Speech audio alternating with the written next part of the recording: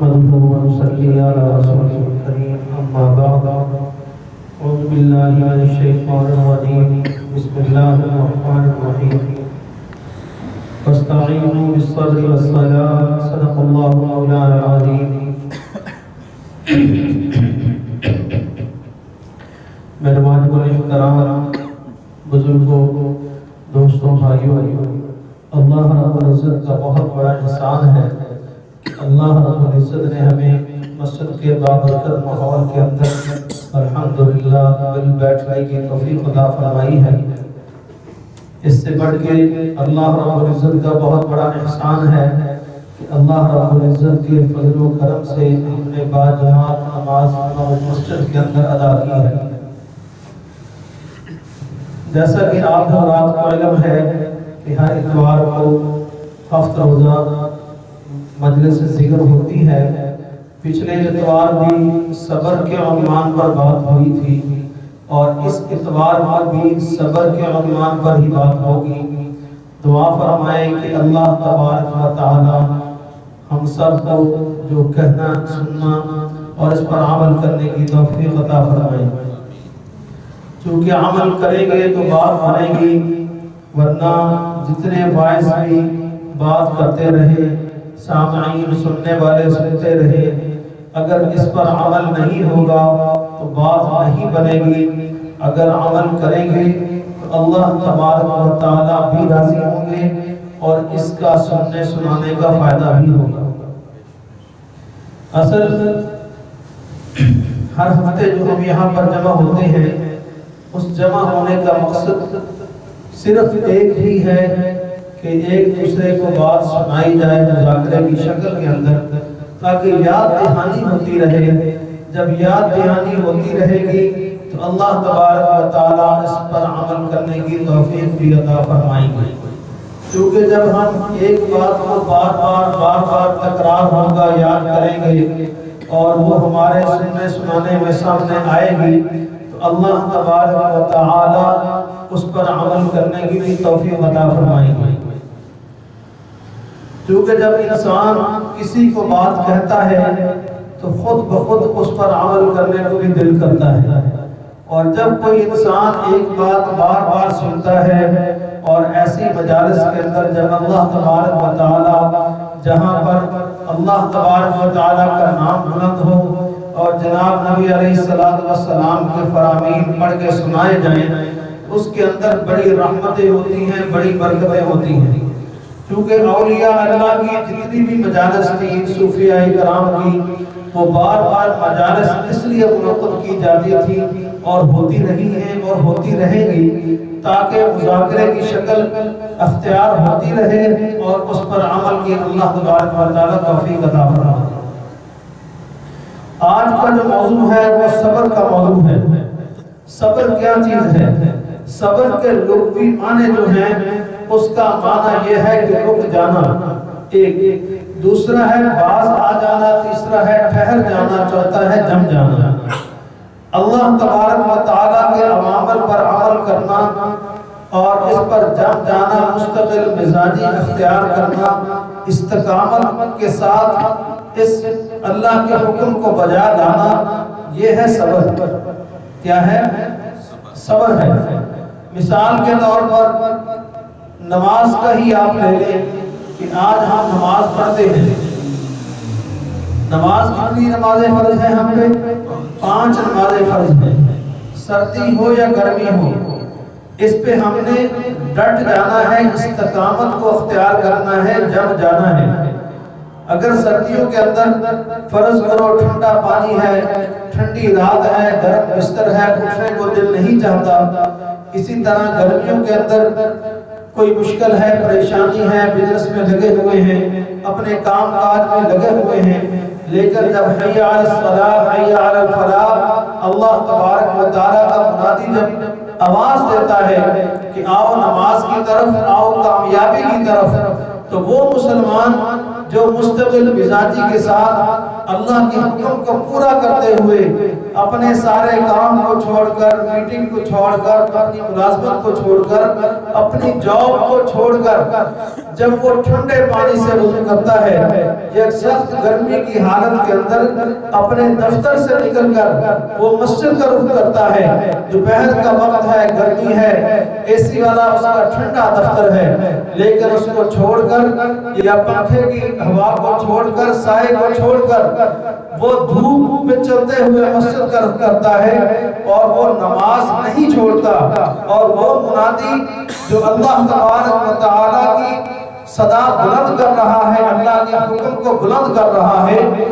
بزرگوں سے سنا ہے کہ جو انسان جب اللہ اکبر کی صدا بلند ہوتی ہے اور اذان کہی جاتی ہے تو اذان کے ساتھ ساتھ جب اس کا جواب دیتا ہے اور جواب دینے کے بعد دعا پڑھتا ہے تو اللہ تبارک و تعالیٰ اس کو 20 لاکھ نیکیوں کا اجر عطا فرمائے گا۔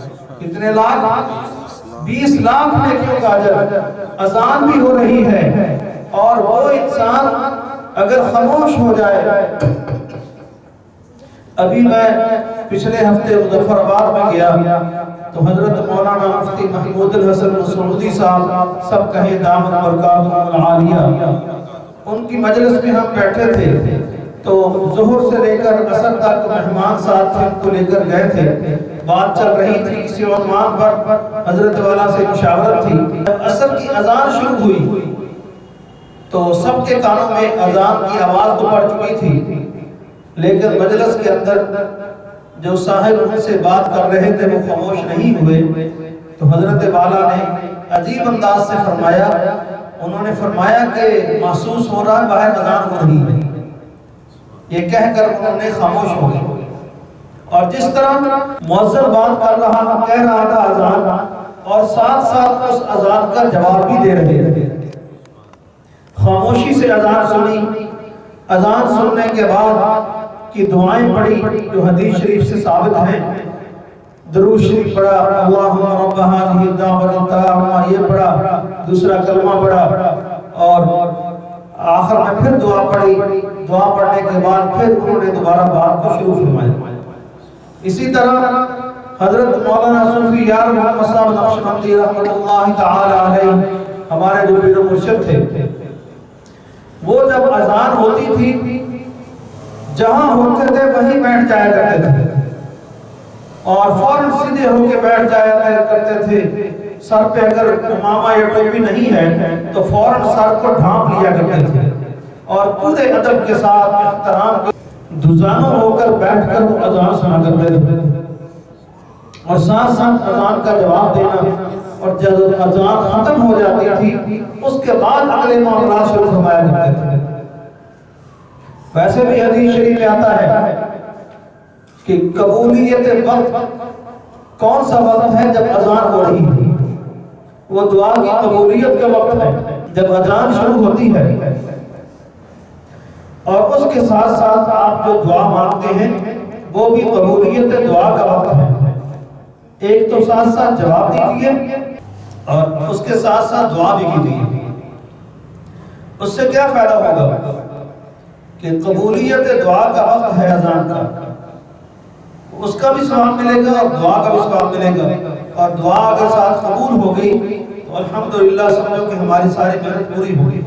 تو بات استقامت کی چل رہی تھی کہ نماز میں بھی ہم نے استقامت اختیار کرنی ہے۔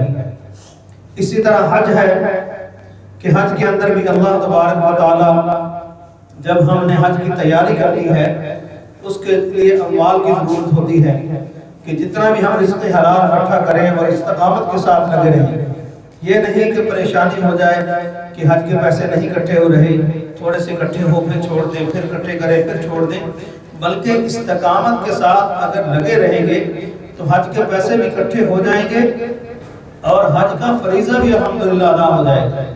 اور حج کے فریضے کے دوران جتنی بھی مشکلات آئیں، چاہے وہ جان کے جانے کی مشکل ہو یا خون بہے یا پسینہ بہے، لیکن وہاں کسی کو برا بلا نہیں کہنا، کسی کو برا بلا نہیں کہنا، کیونکہ ہم وہاں پر بڑا عظیم مقصد لے کے جاتے ہیں۔ تو حج کرنا ہے تو استقامت کے ساتھ اور صبر کے ساتھ کرنا ہے۔ اس کے فنڈنگ نہیں بلکہ اپنے رزق حلال سے جو پیسہ اکٹھا ہو وہ بھی صبر کے ساتھ کرنا ہے، اور اسی طرح وہاں پر جو بھی مشکلات آئیں اس کو صبر سے سہنا ہے۔ اسی طرح روزے کا معاملہ ہے کہ جب ہم ایک روزہ دار اللہ کے حکم کو پورا کرتا ہے، اور ایک مہینہ ایسا مہینہ ہوتا ہے رمضان مبارک کا، دعا فرمائیں کہ اللہ تبارک و تعالی ہم سب مسلمانوں کو وہ بار بار مہینہ ہماری زندگی میں آئے اور اس مہینے کے اندر ہمیں نیکی کرنے کی توفیق عطا فرمائے۔ اللہ تبارک و تعالی ہمیں اس مہینے کے اندر بھی گناہوں سے بچائے، اور باقی جو 11 مہینے ہیں اس کے اندر بھی نیکی کرنے کی توفیق عطا فرمائے اور گناہوں سے بچائیں۔ ہم نے صبر کے ساتھ، استقامت کے ساتھ رمضان المبارک کے روزے بھی رکھنے ہیں، چاہے اس کے اندر بھوک ہو، پیاس ہو، کوئی بھی تکلیف ہو، لیکن ہم نے استقامت کے ساتھ رمضان المبارک کے روزے رکھنے ہیں۔ اسی طرح زکوٰۃ کا معاملہ ہے، اگر ہم صاحب نصاب ہیں، ہمارے اوپر زکوٰۃ فرض ہے، تو ہمیں صبر کے ساتھ، استقامت کے ساتھ جم کر زکوٰۃ دینا ہوگی۔ یہ نہیں کہ ہم یہ سمجھیں کہ اللہ تبارک و تعالی ہم سے ٹیکس لے رہے یا کیا مجبوری ہے، کیوں ہم زکوٰۃ دیں، ہم خود کماتے ہیں۔ بھائی ہم خود نہیں کماتے ہیں، اللہ تبارک و تعالی ہی کی طرف سے دیا ہوا رزق ہے، اور اسی رزق میں سے غریبوں کا حق نکالنا ہے اور وہ فریضہ ادا کرنا ہے جس کے بارے میں اللہ تبارک و تعالی نے قرآن پاک کے اندر حکم فرمایا ہے۔ جس طرح نماز فرض ہے، جس طرح روزہ فرض ہے، جس طرح حج فرض ہے، اسی طرح ہمارے اوپر زکوٰۃ بھی فرض ہے اور زکوٰۃ ادا کرنی ہوگی مستقل مزاجی کے ساتھ۔ اسی طرح ذکر اللہ ہم نے روزانہ صبر اور استقامت کے ساتھ کرنا ہوگا۔ اسی طرح ہم نے تلاوت کے اندر بھی صبر کے ساتھ اور استقامت کے ساتھ تلاوت بھی کرنی ہوگی۔ یہ ساری جو چیزیں ہیں اس میں ہم نے 2 چیزوں کا خاص خیال رکھنا ہے۔ ایک یہ کہ آج ہم نیکی کرتے ہیں لیکن ساتھ گناہ نہیں چھوڑتے۔ جب نیکی کرتے ہیں تو ساتھ گناہ بھی ہو جاتا ہے، اور جب گناہ ہوتا ہے تو نیکی والا پرڑا جو ہے وہ اوپر اٹھ جاتا ہے، گناہ والا جھک جاتا ہے۔ آج نیکی کرنی آسان ہے لیکن گناہ کو چھوڑنا مشکل ہے۔ کیا ہے نیکی کرنی؟ نیکی کرنی آسان ہے لیکن گناہ کو چھوڑنا مشکل ہے۔ آج ہم اپنے اپنے گریبان میں جھانک کر دیکھیں کہ ہم کتنی نیکیاں کرتے ہیں اور کتنے گناہ کرتے ہیں۔ اگر ہم گناہ کو نہیں چھوڑ رہے تو پھر سمجھو کہ ہمارے لیے ناکامی ہے، پھر تباہی ہے، پھر جہنم کی آگ ہمارے لیے اللہ تبارک و تعالیٰ نے بھڑکائی ہوئی ہے۔ اس لیے ہم نے نیکی کرنی ہے، اور جو گناہ کا مشکل ترین کام ہے اس کو ہم نے چھوڑنا ہے۔ حدیث شریف میں آتا ہے حضور علیہ السلام کے ہاں اللہ تبارک و تعالیٰ نے فرمایا کہ پسندیدہ عمل کون سا ہے؟ سرکار دو عالم صلی اللہ علیہ وسلم نے فرمایا کہ اللہ تبارک و تعالیٰ کے ہاں پسندیدہ عمل وہ ہے جو مستقل ہو، عارضی نہیں، مستقل ہو، اگرچہ مختصر ہو۔ اور یہ مختصر عمل کون بتائے گا؟ یہ اللہ والے بتاتے ہیں۔ کون بتاتے ہیں؟ اہل اللہ بتاتے ہیں، اللہ کے ولی بتاتے ہیں۔ اللہ تبارک و تعالیٰ کہ ہاں پسندیدہ عمل کون سا ہے؟ جناب نبی علیہ السلام نے ارشاد فرمایا کہ جو مستقل عمل ہو، اگرچہ وہ مختصر ہو لیکن مستقل بنیادوں پر ہونا چاہیے۔ اسی لیے جتنے بھی اللہ والے ہیں ان کی جو مجالس ہوتی ہیں ان کو ذکر بتاتے ہیں، ان کا فرمان ہوتا ہے کہ مستقل اس کو کریں، اور جو مرید، جو ان کے متعلقین، جو خانقاہ سے ملنے والے جو ذکر کرتے ہیں، تلاوت روزانہ کرتے ہیں، ذکر اللہ کی محفلوں میں جاتے ہیں اور خود بھی رات کو بیٹھ کر اللہ کی یاد کرتے ہیں، تو وہ کامیاب ہیں۔ جو ایک دن پڑھا اور کئی کے دن ذکر نہ کیا، کئی کے دن درود شریف نہ پڑھا، کئی کے دن تلاوت نہ کی، بلکہ بعض لوگ تو ایسے آتے ہیں ان سے اگر پوچھا جائے کہ بھائی تم قرآن پاک پڑھتے ہو، حالانکہ تلاوت قرآن پاک ان کو یاد ہوتا ہے، ناظرہ پڑھ سکتے ہیں، وہ کہتے ہیں کہ نہیں جی 8-9 ماہ ہو چکا ہم نے قرآن پاک کھولا ہی نہیں. کئی ماہ تک کئی گھر ایسے ہیں جن میں قرآن پاک کی تلاوت نہیں ہوتی. وہ گھر ایسے ہیں جیسے قبرستان ہو. جس گھر میں اللہ کا نام نہ لیا جائے، قرآن پاک کی تلاوت نہ ہو، تو میرے بھائیوں قبرستان کی مانند گھر ہے. اس گھر میں خیر نہیں ہو سکتی. اس لیے ہم آج سے یہ طے کر لیں کہ ہم نے روزانہ اللہ تبارک و تعالیٰ کے اس کلام کو پڑھنا ہے. روزانہ اللہ تبارک و تعالیٰ سے باتیں ہم نے کرنی ہیں. یہ تلاوت کا مطلب یہ ہے کہ اللہ تبارک و تعالیٰ سے ہم بات کر رہے ہیں. اور دوسرے نمبر پر اللہ تبارک و تعالیٰ کی منع کردہ چیزوں پر منع ہونا، رک جانا، ثابت قدم رہنا. اللہ تبارک و تعالیٰ کی منع کردہ چیزوں پر منع ہو جانا، رک جانا اور ثابت قدم رہنا، استقامت کے ساتھ رہنا، اور استقامت کے ساتھ برائیوں کو چھوڑ دینا. اس کو چھوڑنا ہے، استقامت کے ساتھ برائیوں کو چھوڑنا ہے. آج ہم ایک ہی تسبیح بار بار تکرار کریں گے کہ ہم نے نیکی کو کرنا ہے اور برائی کو چھوڑنا ہے، اور اس کو استقامت کے ساتھ چھوڑنا ہے. اس پہ جتنی بھی مشکلات آ جائے ہم نے کیا کرنا ہے؟ صبر کرنا ہے. برائی کو چھوڑنے پہ مشکلات آئیں گی، اپنے بھی مخالف ہوں گے، غیر بھی مخالف ہوں گے. وہ لوگ جن کو دین کا کچھ پتہ نہیں ہے وہ بھی مخالفت کریں گے، اور جو دیندار ہیں، جو اپنے آپ کو دین کے ٹھیکیدار کہتے ہیں، شاید وہ بھی مخالفت کریں. لیکن صبر کے ساتھ اس مخالفت کو سہنا ہے اور استقامت کے ساتھ اس برائی سے بچنا ہے. وہ برائی جس کو اللہ تبارک و تعالیٰ نے منع فرمایا، جس کو جناب نبی علیہ السلام کے ارشادات کے مطابق انہوں نے منع فرما دیا کہ یہ کام نہیں کرنا، وہ ہم کوشش کریں خود بھی چھوڑیں اور اپنی اولاد کو بھی کوشش کریں وہ بھی نہ کریں. اور جتنے دوست احباب ہیں، جتنے ملنے والے ہیں، ان کو بھی منع کریں کہ بھائی نیکی کو کرو اور برائی کو چھوڑ دو. اور اس دور میں سب سے بڑا وظیفہ کون سا ہے؟ علماء کرام فرماتے ہیں سب سے بڑا وظیفہ ہے گناہوں سے بچنا. کون سا وظیفہ ہے؟ گناہوں سے بچنا. جو انسان گناہ سے بچ گیا اس سے بڑا بڑھ کر دنیا میں کوئی وظیفہ نہیں. کون سا وظیفہ بڑا ہے؟ گناہوں سے بچنا. میرے بھائیو آج یہ باتیں ہو رہی ہیں، یہ اس وقت کام آئے گی جب آنکھیں بند ہو جائیں گی، جب ہم ہاتھ اپنی مرضی سے نہیں اٹھا سکیں گے، جب اپنی مرضی سے قدم نہیں رکھ سکتے، اپنی مرضی سے منہ نہیں کھول سکتے، اپنی مرضی سے سر نہیں اٹھا سکتے. جب انسان کا جسم روح کا تعلق ختم ہو جاتا ہے، پھر انسان میت کی شکل میں آ جاتا ہے، ڈیڈ باڈی کہتے جلدی دفناؤ. اس وقت جو آئے گا آنکھیں بند ہو جائے گی، اس وقت پتہ چلے گا کہ گناہوں کو چھوڑنا سب سے بڑا وظیفہ تھا یا چھوٹا وظیفہ تھا. اس لیے آج سے یہ طے کر لیں کہ اپنا وظیفہ بنا لیں. بیشک ایک تسبیح روزانہ یہ وظیفہ کریں کہ یا اللہ ہمیں گناہوں کو چھوڑنے کی توفیق عطا فرما، یا اللہ ہمیں گناہوں کو چھوڑنے کی توفیق عطا فرما، یا اللہ ہمیں نیکی کرنے کی توفیق عطا فرما اور گناہوں کو چھوڑنے کی توفیق عطا فرما. نیکی کرنا آسان ہے مگر گناہوں سے بچنا مشکل ہے. وہ کون سے گناہ ہیں؟ وہ معاشرتی برائیاں ہیں.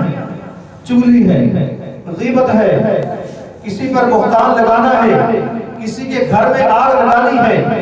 یہ وہ گناہ ہیں جو اجتماعی گناہ ہیں.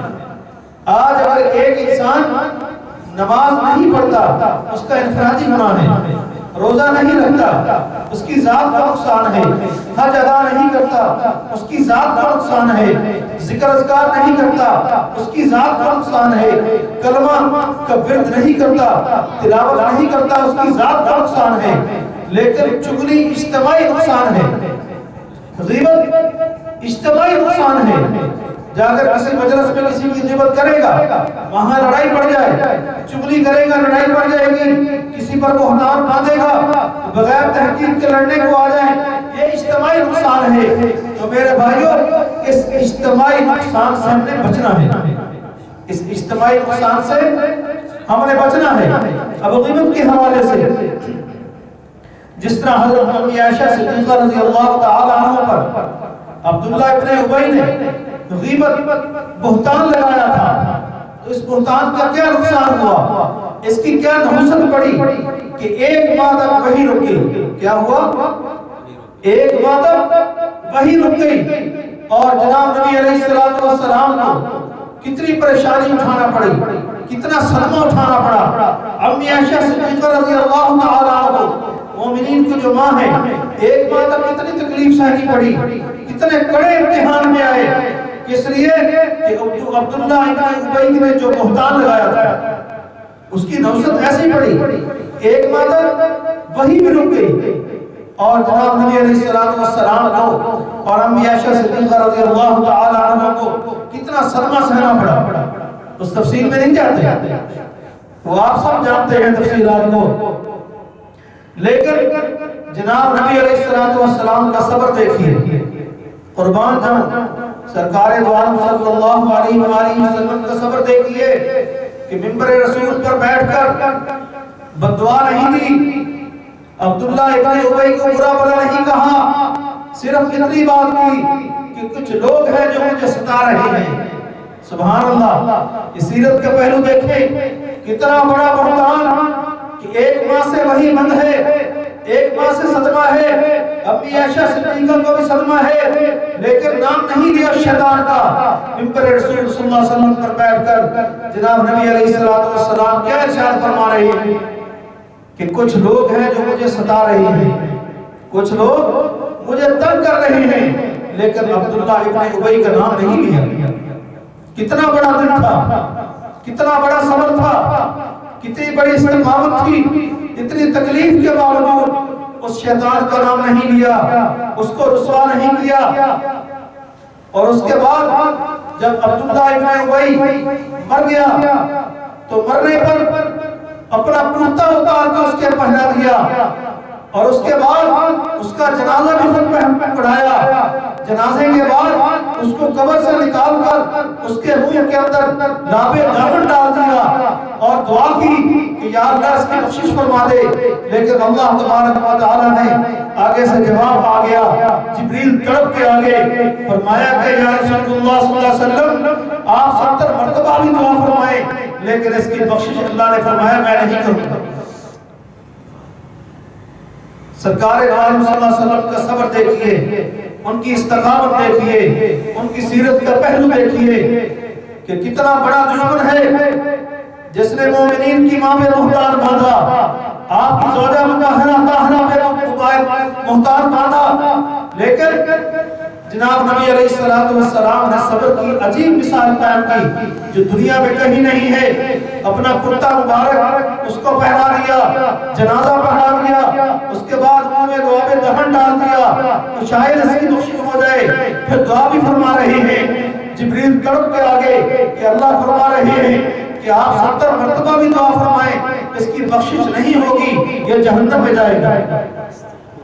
اس پر علماء کرام نے ایک نقطہ بیان کیا، علماء کرام نے فرمایا کہ جناب نبی علیہ السلام نے فرمایا اگر مجھے یہ حکم ہوتا کہ 70 مرتبہ اس کا جنازہ پڑھو پھر اس کو جنت میں بھیج دوں گا، تو جناب نبی علیہ السلام فرمانے لگے میں 70 مرتبہ اس کا جنازہ پڑھنے کے لیے تیار تھا، لیکن اللہ نے فرمایا کہ یہ جنت میں نہیں جا سکتا، یہ تو جہنم میں جائے گا۔ میرے بھائیوں، آج ہم دیکھ لیں کہ ہمارے دل کے اندر کیا قدورتیں بھری ہوئی ہیں، ہمارے دل کے اندر صلہ رحمی کتنی ہے، ہمارے دل کے اندر معافی کا جذبہ کتنا ہے۔ آج ہم تعمیری پہلو میں بات کم کرتے ہیں، تقریبی پہلو میں بات زیادہ کرتے ہیں، ایک دوسرے کے کیڑے نکالتے ہیں، صبح سے شام تک اپنے لیے محنت نہیں کرتے، اپنے بچوں کے لیے محنت کم کرتے ہیں، آخرت کے بارے میں کم سوچتے ہیں، لیکن ہم رشتہ داروں کے بارے میں، دوست احباب کے بارے میں، محلے داروں کے بارے میں، اپنی فیلڈ کے لوگوں کے بارے میں اس چیزوں میں لگے رہتے ہیں کہ کوئی ایسی چیز ہاتھ میں آئے، کوئی ایسی بات ہمیں پتہ چلے تو ہم ان کو رسوا کریں۔ تو میرے بھائیوں، اللہ تبارک و تعالیٰ سے ڈرو، آج ہم کسی کو رسوا کریں گے، آج کسی کو ذلیل کریں گے، آج ہم کسی کے لیے بد دعائیں دیں گے تو مکافات عمل ہے، یہ ہے گنبد کی صدا جیسے کہیں ویسے سنی۔ یہ کیا ہے؟ یہ ہے گنبد کی صدا جیسے کہیں ویسے سنی۔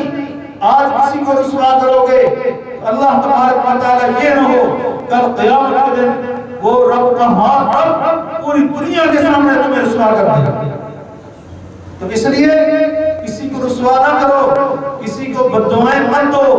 کوئی تمہارے ساتھ زیادتی کرتا ہے، صبر کرو، استقامت کو اختیار کرو۔ دیکھو اللہ تبارک و تعالی اس کے بدلے میں کیا کیا تمہیں اجر عطا فرمائیں گے، اس کے بدلے میں کیا کیا نعمت بدل عطا فرمائیں گے۔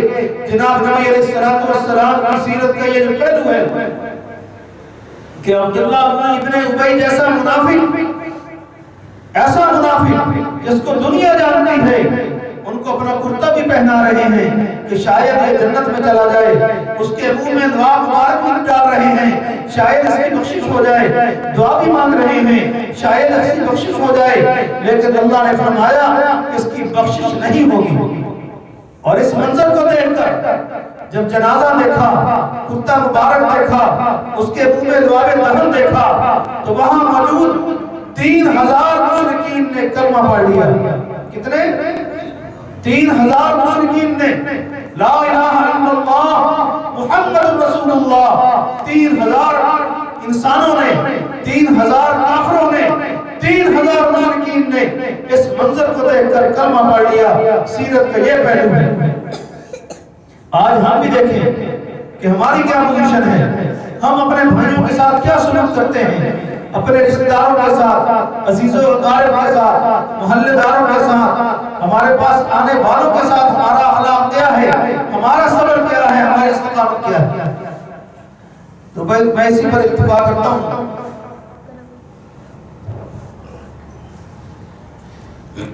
اور اللہ تبارک و تعالیٰ سے دعا کرتا ہوں کہ جو کچھ میں نے باتیں کہی اس پر سب سے پہلے مجھے اور آپ کو، ہم سب کو اس پر عمل کرنے کی توفیق عطا فرما، ہمیں بھی صبر سیکھنے کی توفیق عطا فرما، اور دعا فرمائیں کہ اللہ تبارک و تعالی ہمیں استقامت کے ساتھ زندگی گزارنے کی توفیق عطا فرمائے۔